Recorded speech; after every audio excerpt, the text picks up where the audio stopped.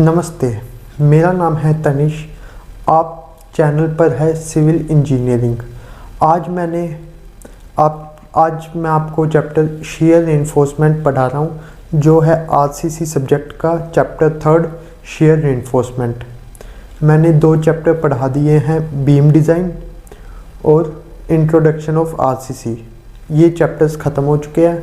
आज मैं आपको पढ़ा रहा हूँ शेयर रेनफोर्समेंट चैप्टर। तो लिखे आरसीसी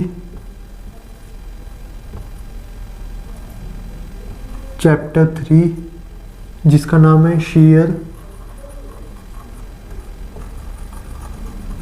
रेनफोर्समेंट।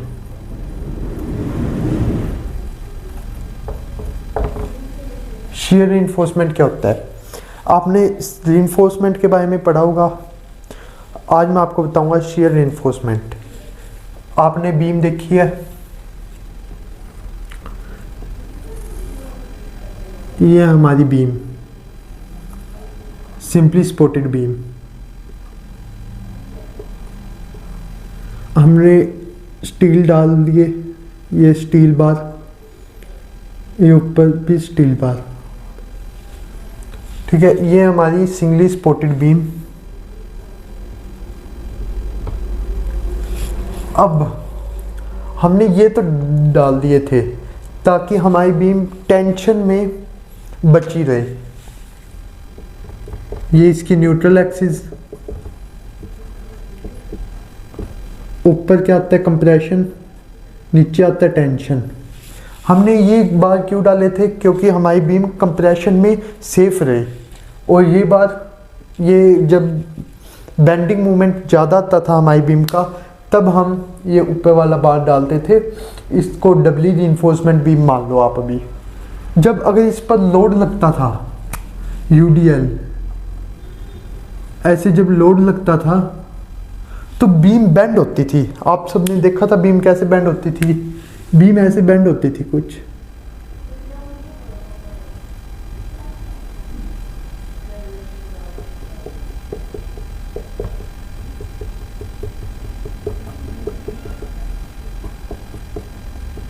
बीम ऐसे बेंड हुई। अब ऐसे बेंड हो रही है ना जब बीम, तब इस बीम की जो लेयर्स है, एक एक लेयर्स, जैसे ये लेयर होगी, ये लेयर होगी, ये लेयर होगी, ये जो एक एक लेयर है ये आपस में रब हो रही है। मतलब जो बीम की एक एक लेयर है बेंड हो रही है ना, वो आपस में ऐसे ऐसे रब हो रही है। ऐसे रब होने की वजह से हमारे पास आता है शियर स्ट्रेस जनरेट होता है बीम के अंदर। ऐसे ऐसे रब हो रही है। शियर स्ट्रेस आपको पता ही है। मान लो कोई एक बॉक्स है, ये एक टेबल पे पड़ा है, इसको मैंने फिक्स कर दिया इस बॉक्स को, मतलब ये इधर उधर नहीं जा सकता। अब मैं इस बॉक्स पर फोर्स लगाऊं इस तरफ से F1, और इसी बॉक्स पर इस तरफ से एक और फोर्स लगाऊं F2, तो ये क्या होगा? ये टेंजेंशियल फोर्स होगी। ये टेंजेंशियल फोर्स होगी तो ये बॉक्स को, ये फोर्स तो इधर लेके जाना चाहेगी, बॉक्स ऐसे होएगा, और ये फोर्स इधर लेके जाना चाहेगी। तो इससे हमें, इसमें क्या जनरेट होएगा? इसमें होएगा शियर फोर्स जनरेट। जब किसी बॉडी पर टेंजेंशियली फोर्स लगते हैं तो उस पर जनरेट होता है शियर फोर्स। इधर भी बॉडी पर फोर्स लग रहे हैं तो इनके लेयर्स के बीच में टेंजेंशियली वो जनरेट हो रहा है, टेंजेंशियली मोशन कर रही है इसकी लेयर, इसलिए इसके बीच में हो रहा है shear stress generate. Shear stress generate हो रहा है, तब हम इधर यूज़ कर रहे हैं शियर रेनफोर्समेंट को, ताकि हम इसे शियर स्ट्रेस में बचा सकें। तो आपको ये तो समझ आ गया कि बीम में हम शियर रेनफोर्समेंट क्यों डाल रहे हैं, क्योंकि हमारी बीम में शियर स्ट्रेस जनरेट हो रहा है और इसको बचाने के लिए हम शियर रेनफोर्समेंट का इस्तेमाल कर रहे हैं। शियर रेनफोर्समेंट क्यों यूज़ कर रहे हैं वो तो आप समझ चुके हो। अब फिर लिखो शियर रेनफोर्समेंट की डेफिनेशन।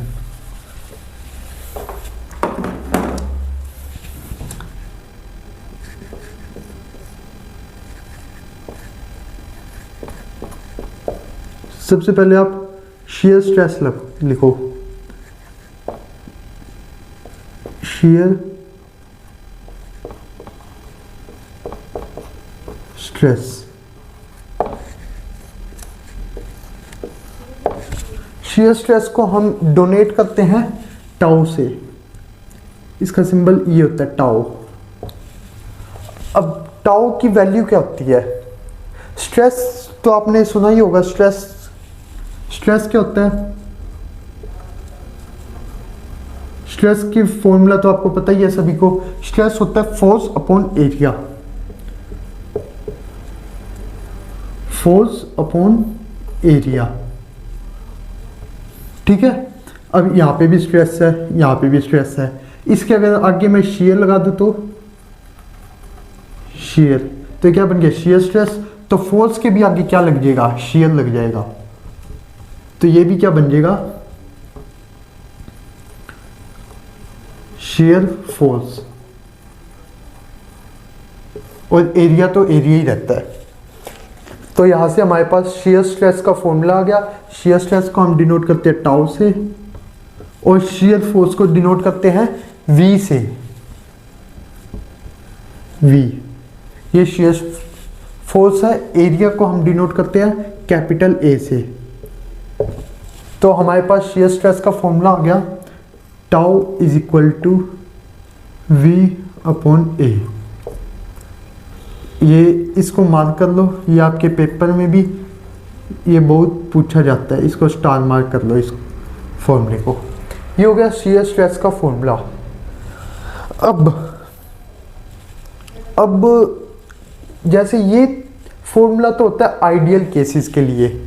आइडियल केसेस जैसे अगर हमारी बीम सारी जगह होमोजीनियस हो, होमोजीनियस मतलब अगर हमारी बीम में इक्वल अमाउंट ऑफ कंक्रीट हो in everywhere in the beam, मतलब बीम में सारी जगह इक्वल अमाउंट ऑफ कंक्रीट हो, इक्वल अमाउंट ऑफ स्टील हो, मतलब सारी जगह सेम स्ट्रेस आए, ये तब का फॉर्मूला है। और आप सभी को पता है कि ऐसा कभी नहीं होता, ये आइडियल केस है। तो हमें पता है हमारी बीम में अलग अलग जगह पे अलग अलग आते हैं, तो हम शियर स्ट्रेस डिस्ट्रीब्यूशन एक फॉर्मूला और होता है, उसे हम पढ़ते हैं। तो इसका क्या नाम है? Shear stress distribution. इसका फॉर्मूला क्या होता है? शियर स्ट्रेस को हम टाउ से, इसका फॉर्मूला होता है, एक बार फॉर्मूला लिखा दूंगा आपको, वी ए वाई बार बटे में आई इंटू बी, ये होता है इसका फॉर्मूला। इसको भी आप स्टार मार्क कर लीजिए, ये भी बहुत बार पूछा जाता है। अब इसमें क्या क्या चीज़ क्या क्या होती है? वेयर वी क्या होता है? शियर फोर्स, जो आपको पहले भी बताया था। वी होता है शियर फोर्स। ए क्या होता है? एरिया। एरिया। वाई बार क्या होता है? वाई बार को भी बताता हूं, I movement of inertia, movement of inertia. B breadth of beam, breadth of beam. और अब वाई बार, वाई बार क्या होता है? वाई बार देखो, ये हमारी बीम है, बीम का क्रॉस सेक्शन बनाया है, ये न्यूट्रल एक्सिस, जो ये बी था ना, ये है बी। बी अगर इस बीम में हम कोई एक सेक्शन कट करें, मान लो ये एक सेक्शन है, ये मैंने कट किया है, उस सेक्शन के centre of gravity, centre of gravity मान लिया मैंने ये बीच में है, सेक्शन का centre of gravity. Centre of gravity क्या कहते हैं? C dot G. किसी भी बीम के सेक्शन के सेंटर ऑफ ग्रेविटी से लेकर न्यूट्रल एक्सिस तक के डिस्टेंस को हम क्या कहते हैं? वाई बार। ठीक है, वाई बार हो गया। अगर हम कोई भी सेक्शन कट करें, जरूरी नहीं है यहाँ पर सेक्शन कोई कट कर लो, अगर यहाँ पे कर लोगे तो इसका सेंटर ऑफ ग्रेविटी कहीं होगा। सेंटर ऑफ ग्रेविटी ये आपको सोम में पढ़ते हो, सेंटर ऑफ ग्रेविटी क्या चीज़ होती है। इसका भी सेक्शन कहीं होगा। इस सेक्शन के सेंटर ऑफ ग्रेविटी से लेकर न्यूट्रल एक्सिस तक का डिस्टेंस वाई बार कहलाता है। वाई बार, तो वाई बार की हम क्या लिखेंगे, distance between neutral axis and centre of gravity of section, ये हमारा हो गया वाई बार। तो शियर स्ट्रेस डिस्ट्रीब्यूशन कर्व आपने पढ़ लिया है। अब ये कर्व कैसा होता है, मतलब कैसा दिखता है, कर्व नाम से डिस्ट्रीब्यूशन कर्व। अब हम ये कर्व बनाते हैं कि किस सिंपल बीम के लिए, अगर सिंपली हमारी प्लेन सीमेंट कंक्रीट की बीम बनी है उसके लिए कर्व कैसा होता है, आरसीसी की बीम है उसके लिए कर्व कैसा होता है। तो अब हम वो कर्व बनाते हैं। अगर ये आपने लिखना है तो लिख लो और इसकी फ़ोटो खींच लो। मैं मिटा रहा हूँ स्टॉप करके।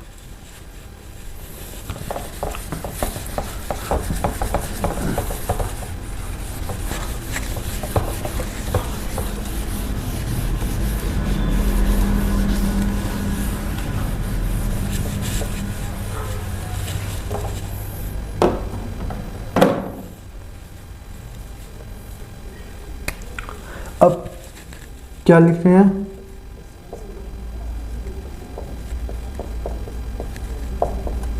shear stress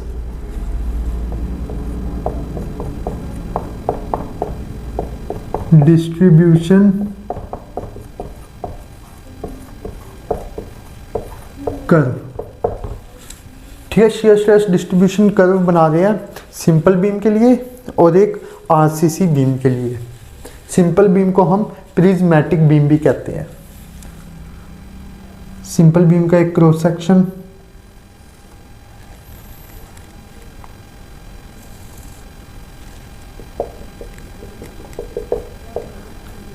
न्यूट्रल एक्सिस, ये कौन सी बीम है,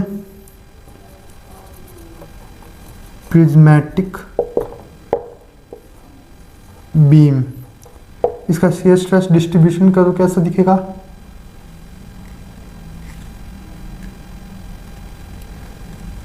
ये कुछ ऐसा दिखेगा शियर स्ट्रेस डिस्ट्रीब्यूशन कर्व। इधर टाउ की वैल्यू 0, इधर भी टाउ की वैल्यू 0, इधर होती है टाउ मैक्स की वैल्यू 3/2 टाउ एवरेज। ठीक है, ये होती है इधर टाउ मैक्स की वैल्यू। ये होगी प्रिज्मेटिक बीम। अब हम बना दिया आरसीसी बीम के लिए।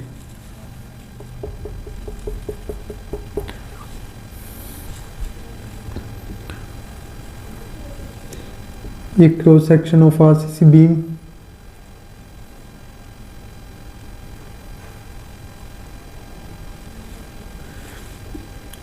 ये स्टील,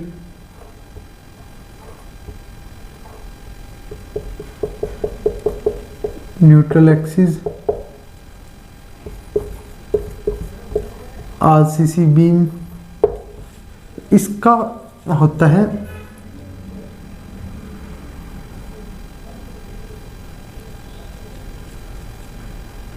पैराबोलिक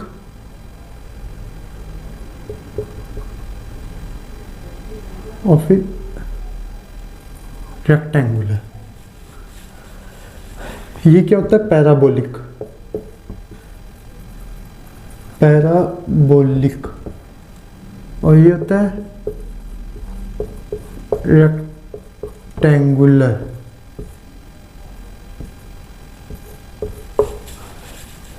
ठीक है, ये आ गया shear stress distribution curve of prismatic beam and RCC beam.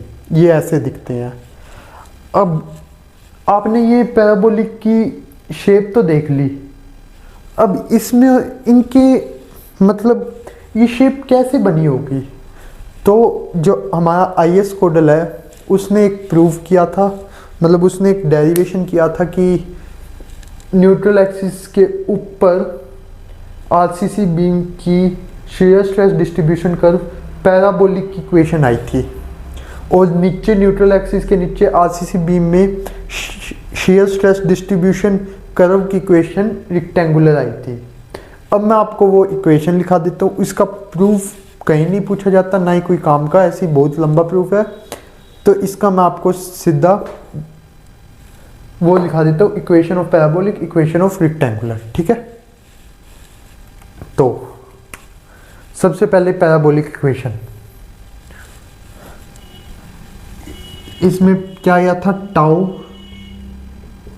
v by 2i equivalent into x से माइनस वाई का होल स्क्वायर।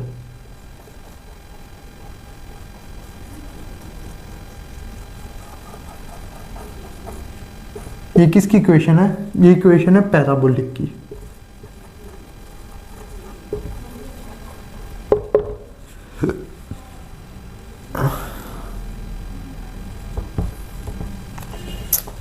ये एक्स से माइनस वाई का स्क्वायर ही है, नहीं ये थोड़ा गलत हो गया, एक्स स्क्वायर माइनस वाई का स्क्वायर, ये है पैराबोलिक की इक्वेशन। इसमें सब कुछ आपको पता चल रहा है। वी शेयर फोर्स, अब इसमें जो एक्स से होता है ना, जो हमने बीम में एक्स यू पढ़ा था, वो इसमें ये एक्स से हो जाता है, मतलब depth of neutral axis is x से, तो V शेयर फोर्स x से depth of neutral axis y ये डिस्टेंस हो जाता है, y 2 इंटू आई इक्विवेलेंट। आई इक्विवेलेंट होता है मूवमेंट ऑफ इनर्शिया। अब यहाँ पे इक्विवेलेंट क्यों आया? क्योंकि अगर एक मटेरियल होता तो हम सिंपल आई लिखते, इसमें दो मटेरियल है, ये कंक्रीट ये स्टील, तो इन दोनों का मूवमेंट मिलाकर आई इक्विवेलेंट आ गया। आई इक्विवेलेंट का भी एक वो होता है फॉर्मूला, जो मैं आपको लिखवा देता हूँ।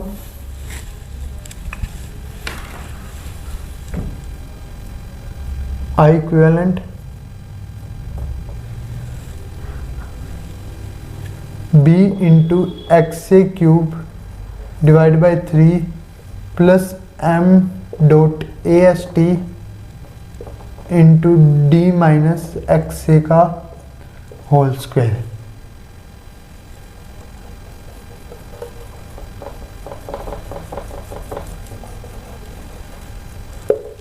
अब ये जो आपको m dot A S T है ना, अब ये फॉर्मूला आपको समझ आएगा जब हम WSM मेथड पढ़ेंगे। अभी हम LSM मेथड पढ़ रहे हैं, तो ये फॉर्मूला बस आप ये याद रख लीजिए एक बार के लिए कि मूवमेंट ऑफ इनर्शिया इक्विवेलेंट का फॉर्मूला ये होता है, और इसमें पैराबोलिक की इक्वेशन ये है, और रेक्टेंगुलर की इक्वेशन टाउ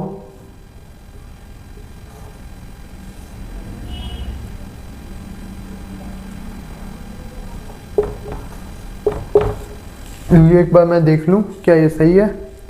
हाँ सही है, बस सही से लिख दूं, V divide by lever arm into B.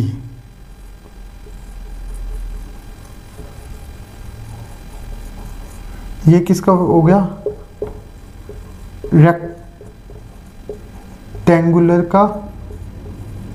Rectangular की इक्वेशन जो ये है, ये आप भी देख रहे हो, ये एक लीनियर डिग्री इक्वेशन है, तो इसमें ये फिर एक लाइन की इक्वेशन होगी, तो रेक्टेंगुलर भी एक लाइन से ही रिप्रेजेंट की जाती है, तो ये रेक्टेंगुलर की इक्वेशन होगी।